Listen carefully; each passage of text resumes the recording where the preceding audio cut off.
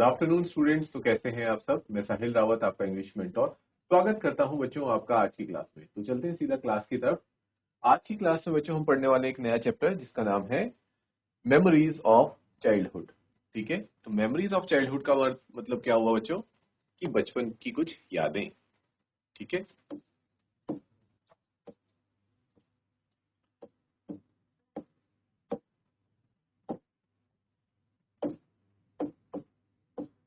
बचपन की यादें। और किनके बचपन की यादें हम पढ़ने वाले बच्चों? कौन से ऑथर्स होने वाले हैं हमारे? एक होने वाली है जितकाला सा और दूसरे होने वाले हैं बामा। ठीक है, जितकाला सा एंड बामा।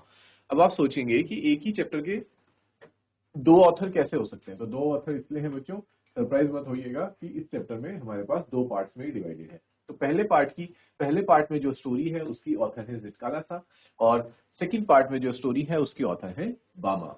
क्लियर है बच्चों? ओके, स्टार्ट करते हैं अपने चैप्टर को। बिफोर यू रीड देख लेते हैं एक बार।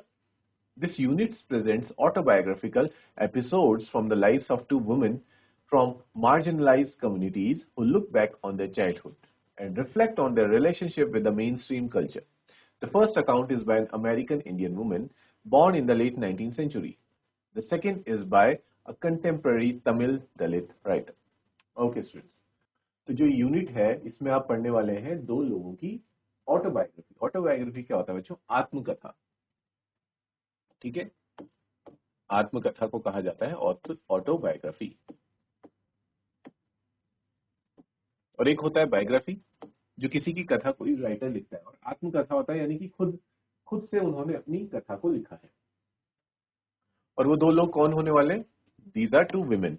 दो औरतें होने वाली हैं, जिनमें से पहली है जितकाला सा और सेकंड है स्टूडेंट्स कौन? बामा। क्लियर है? और ये दोनों जो औरतें हैं ये कैसी कम्युनिटी से आती हैं? Marginalise community. मार्जिनलाइज कम्युनिटी बच्चों वो कम्युनिटीज होती हैं, वो जातियां जो थोड़ी पिछड़ी सी जातियां होती है। ठीक है, जिनको आप कह सकते हैं पिछड़ी जातियां।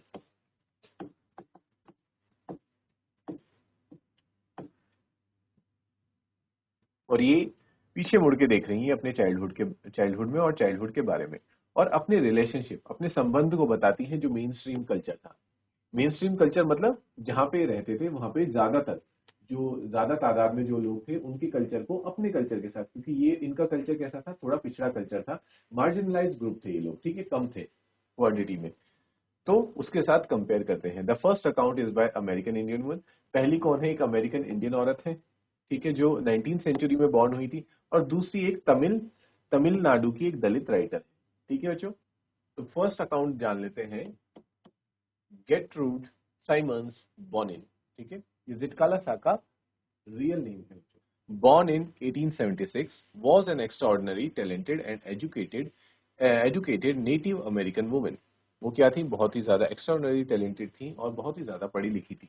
और वो क्या थी? नेटिव अमेरिकन वुमेन थी। नेटिव अमेरिकन कौन होते हैं बच्चों?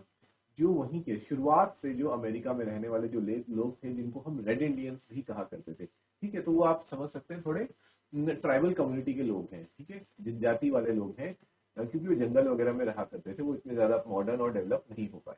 ठीक है, तो उनको कहा जाता है नेटिव अमेरिकन, जो शुरुआत में ही अमेरिका में रहते थे। क्योंकि बाद में अमेरिका में जो आज अमेरिका में लोग आ रखे हैं, रह रहे हैं, वो अमेरिकन नहीं है। ठीक है, वो या तो इंग्लैंड से या दुनिया के दूसरे दूसरे कोनों से आकर अमेरिका में बसे हुए हैं। लेकिन जो सच में अमेरिका के जो लोग थे वो कौन थे? वो नेटिव अमेरिकन थे, जिनको रेड इंडियन कहते हैं। तो ये भी उनमें से एक थी, Gertrude Simmons Bonnin, who struggled and triumphed in a time when severe prejudice prevailed towards Native American culture and women। ठीक है, जिन्होंने बच्चों क्या किया? बहुत ज्यादा संघर्ष किया, और साथ ही साथ वो जीती भी, संघर्ष में जीती भी। ट्रायम्फ का मतलब होता है विक्ट्री, जीतना। ठीक है, उन्होंने संघर्ष किया और वो जीती। ठीक है, कैसे समय में? ऐसे समय में जब प्रेजुडाइज का मतलब होता है स्टूडेंट्स, प्रेजुडाइज का मतलब भेदभाव। जब भेदभाव अपने अंतिम चरण में था, चरम सीमा पे था। ठीक है, बहुत ज्यादा भेदभाव किया जाता था किनके अगेंस्ट? जो नेटिव अमेरिकन लोग थे, जो नेटिव अमेरिका के कल्चर को फॉलो करते थे, और खासकर औरतों की बात की जाए तो। As a writer she adopted the pen name. ठीक है, तो हर लेखक का एक पेन नेम होता है। उनका पेन नेम था Zitkala Sa, and in 1900 began publishing articles criticizing the Carlisle Indian school. ठीक है, उन्होंने 1900 में आर्टिकल्स लिखना शुरू किया जिसमें कि वो कार्लिसल इंडियन स्कूल को क्या करती थी, क्रिटिसाइज करती थी। हर वर्क्स क्रिटिसाइज डॉगमा, वो डॉगमा को भी क्रिटिसाइज करती थी। डॉगमा क्या होता है बच्चे, जो पुराने रीति रिवाज होते हैं ना, उनको। And her life as a native American women was dedicated against the evils of operation, और उनकी जो पूरी जिंदगी थी एक नेटिव अमेरिकन औरत होने के नाते उन्होंने किस पे लगा दी, पूरा जीवन उन्होंने लगा दिया ऑपरेशंस के खिलाफ, जो लोगों के साथ, जो लोगों को सताया जाता है, ठीक है, जो प्रेजुडाइज, जिनके साथ भेदभाव किया जाता है, उसके खिलाफ लड़ते लड़ते उन्होंने अपना पूरा जीवन लगा दिया था। क्लियर है स्टूडेंट्स यहाँ तक?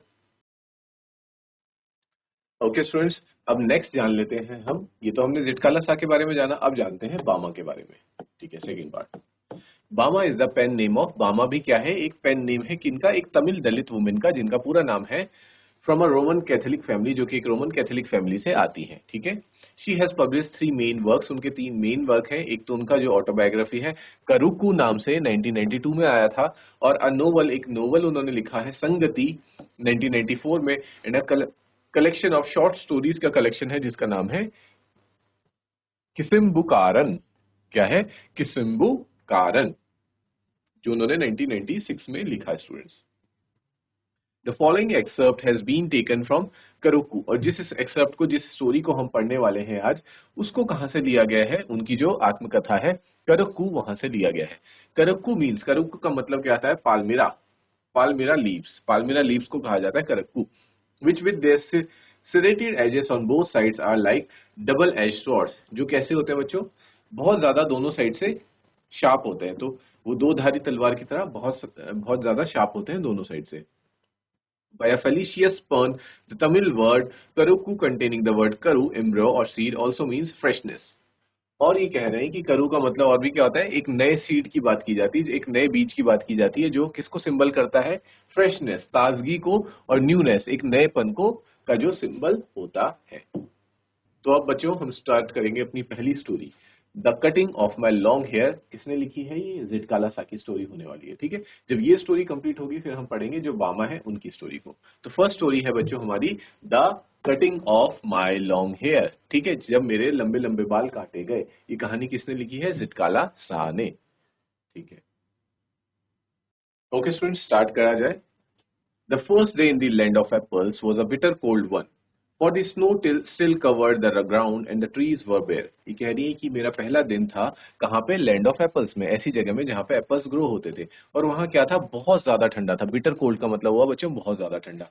स्नो, और वहाँ पे क्या थी, बर्फ थी, पूरे ग्राउंड में बर्फ फैली थी। एंड ट्रीज वर बेयर, और ट्रीज बेयर होने का मतलब पेड़ों पे भी एक भी पत्ती देखने को नहीं मिल रही थी।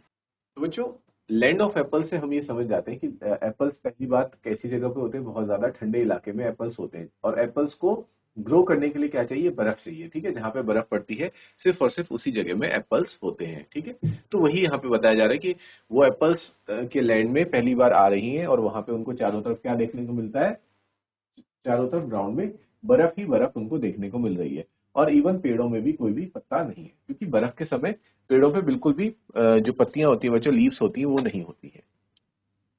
A large bell rang for breakfast, its loud metallic voice crashing through the belfry overhead and into our sensitive ears. इतने में वो कहती हैं कि एक बड़ा सा रिंग, रिंग मतलब कोई बड़ी सी घंटी बजती है ब्रेकफास्ट के लिए। यानी कि आप समझ पा रहे हैं बच्चों, जो जिटकाला सा है वो बताना चाह रही है कि जब मैं पहली बार स्कूल में गई, ठीक है, एक नई जगह में वो स्कूल में आई है पढ़ने, ठीक है, और स्कूल की सबसे पहले क्या होती है, बहुत बड़ी बेल बजती है, जो उनको क्या कह रही होती है, सिंबल दे रही होती है ब्रेकफास्ट का। उसका वो बताती है कि जो उसकी मेटालिक वॉइस थी वो इतनी ज्यादा तेज थी कि वो हमारे सेंसिटिव एयर्स को क्या कर रही थी, चोट पहुंचा रही थी। ठीक है, कानों में बज रही थी। The gnawing clatter of shoes on bare floors gave us no peace. और सिर्फ घंटी की आवाज ही उन्हें परेशान नहीं कर रही थी, बल्कि जो लोग चल रहे थे अपने शूज के साथ, बेयर फ्लोर्स मतलब जब जो फ्लोर होता है बच्चों, यानी कि जहाँ पे हम चलते हैं वहां पे कुछ भी ना रखा हो, कोई दरी, कोई कारपेट, कुछ भी ना हो, तो उस पे जब हम चलते हैं, वॉक करते हैं, तो जिस तरह की आवाज आती है, उस आवाज से उनको बिल्कुल गिव अस नो पीस, उनकी शांति जो थी वो भंग हो रही थी। ठीक है, तो जिटकाला सा को चीजें बहुत बेकार लग रही थी। मे भी हो सकता है इससे पहले उन्होंने ऐसा कुछ आवाज या फिर चीजें एक्सपीरियंस ना की हो, उनके लिए सब नया था, इसलिए उनको it was looking very weird to हर।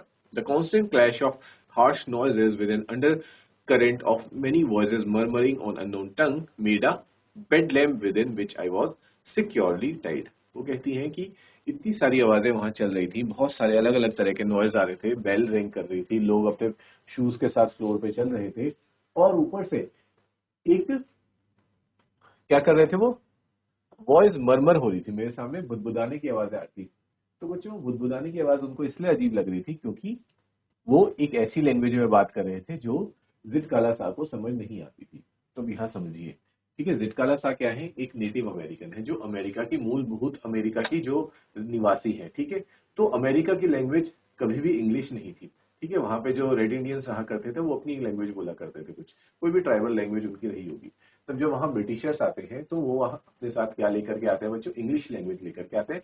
और फिर ब्रिटिशर्स क्या करते हैं, सारे रेड इंडियंस को मारना शुरू कर देते हैं और उनको वहां पे कब्जा कर लेते हैं, पूरे अमेरिका में कब्जा कर लेते हैं ब्रिटिशर्स, ठीक है। और अपना ही आधिपत्य वो कर देते हैं, राज वहां पे वो करने लग जाते हैं, ठीक है। और साथ ही साथ फिर जो इंग्लिश लैंग्वेज होती है वो भी पॉपुलर हो जाती है, स्कूल्स में भी लोग इंग्लिश बोलने लगते हैं। तो इसीलिए उनको ये समझने में भी बड़ी दिक्कत हो रही है कि लोग क्या बात कर रहे हैं। And though my spirit tore itself in struggling for its lost freedom, all was useless. वो कहती है कि जो मेरी आत्मा थी उस वक्त मुझे ऐसा लग रहा था कि मेरी आत्मा जो है वो फ्रीडम के लिए स्ट्रगल कर रही है, मैं यहाँ से बाहर निकलना चाहती हूँ, ठीक है, आज़ादी चाहती हूँ। उनको वहां पे बहुत ज्यादा कैद महसूस हो रही थी उसके अंदर, उस स्कूल के अंदर। लेकिन वो कहती है कि ऑल वॉज यूजलेस, ये सब का सब बेकार था, मैं चाहे कितना भी स्ट्रगल कर लेती लेकिन वहां से बाहर नहीं निकल सकती थी। इसका मतलब हम समझ पा रहे हैं कि उनको जोर जबरदस्ती से उस स्कूल में एडमिशन करवाया, ठीक है। इसके बाद स्टूडेंट्स नेक्स्ट पैराग्राफ देखते हैं। A pale face woman with white hair came up after us, ठीक है। वो कहते हैं पीली सी शक्ल वाली औरत, ठीक है, जिसके शक्ल का रंग उड़ा हुआ था, उसके बाल कैसे थे, सफेद थे, वो हमारे पास आती है। We were placed in a line of girls who were marching into the dining room. हम सब लड़कियों को एक लाइन में खड़ा करा गया और सारी लड़कियां क्या कर रही थी, मार्च करते हुए कहाँ जा रही थी, डाइनिंग रूम की तरफ जा रही थी। These were all Indian girls in stiff shoes and closely cleansing dresses. ये सब की सब गर्ल्स क्या थी, इंडियन गर्ल्स। इंडियन गर्ल्स से मतलब बच्चों आप ये मत समझना कि इंडिया की गर्ल्स नहीं, ये रेड इंडियन गर्ल्स की बात कर रहे हैं। रेड इंडियंस मैंने आपको बताया कि वो लोग जो नेटिव अमेरिकन थे, जो शुरुआत से बहुत पुराने समय से अमेरिका के जो मूलभूत निवासी थे, उनकी बात हो रही है, ठीक है। ये वो इंडियंस है, रेड इंडियंस, ना कि इंडिया वाले इंडियंस, ठीक है। तो इस पे कंफ्यूज मत होना कि इंडियन गर्ल्स वहां अमेरिका में कैसे पहुंच गई, ठीक है। और उन्होंने कैसे शूज पहने थे, स्टिफ शूज, यानी कि बहुत ज्यादा टाइट शूज, और क्लिंजिंग क्लोथ मतलब टाइट ड्रेसेस पहनी हुई थी, ठीक है। और जो क्योंकि जिटकाला साहब वहां पहली बार आई थी और उनके कल्चर में ऐसे टाइट ड्रेसेस और टाइट शूज थे ही नहीं, ठीक है। तो उनको बहुत अजीब लग रहा था कि ऐसे ड्रेसेस में लड़कियां कैसे हैं और इन्होंने इतने टाइट शूज कैसे पहने हुए हैं। स्मॉल गर्ल्स वोर स्लीव्ड एप्रन्स एंड शिंगल्ड हेयर, ठीक है। जो छोटी लड़कियां थी उन्होंने स्लीव्ड एप्रन्स पहने थे और शिंगल्ड हेयर उनके थे। शिंगल्ड हेयर का मतलब बच्चों जो छोटे छोटे बाल होते हैं ना, एकदम यहाँ तक के कान तक के पास तक के बाल काट देते हैं, जैसे आप कह समझ सकते हैं काइंड ऑफ बॉय कट जो होता है। तो छोटी लड़कियों के ऐसे छोटे छोटे बाल करे हुए थे। As I walked noiselessly in my soft moccasins, I felt like sinking to the floor, for my blanket had been stripped from my shoulders.